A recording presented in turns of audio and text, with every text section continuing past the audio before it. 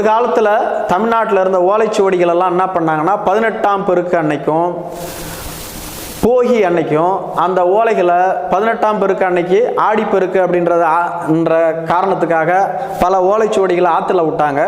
அதே மாதிரி போகி அன்னைக்கு பழையன கழிதலும் புதியன புகுதலும் அப்படின்னு சொல்றதுக்கு இணையா பல ஓலைச்சுவடிகளை நெருப்பில் போட்டு கொளுத்துனாங்க. இன்னும் குறிப்பிட்டு சொல்லணும் அப்படின்னு பார்த்தோம்னா, ஆங்கிலேயர் காலத்தில் எல்லிஸ் துறை அவர்களால் குவித்து வைக்கப்பட்டிருந்த ஓலைச்சுவடிகள் அவர் இறப்புக்கு பின்பு என்ன செய்யறதுன்னு ஆங்கிலேய அரசாங்கத்துக்கு தெரியல. அப்ப ஆங்கிலேய அரசாங்கம் இந்த ஓலைச்சுவடிகளை குத்தகைக்கு விட்டாங்க. யார் வேணாலும் எடுத்துக்கங்க, எவ்வளோ தொகை வேணாலும் கொடுத்துக்குங்க அப்படின்னு. யாருமே அதை எடுக்க முன் வரல. லாஸ்ட்டாக ஆங்கில அரசாங்கம் அந்த ஓலைச்சுவடிகளை அடுப்பெரிக்க பயன்படுத்தினாங்க.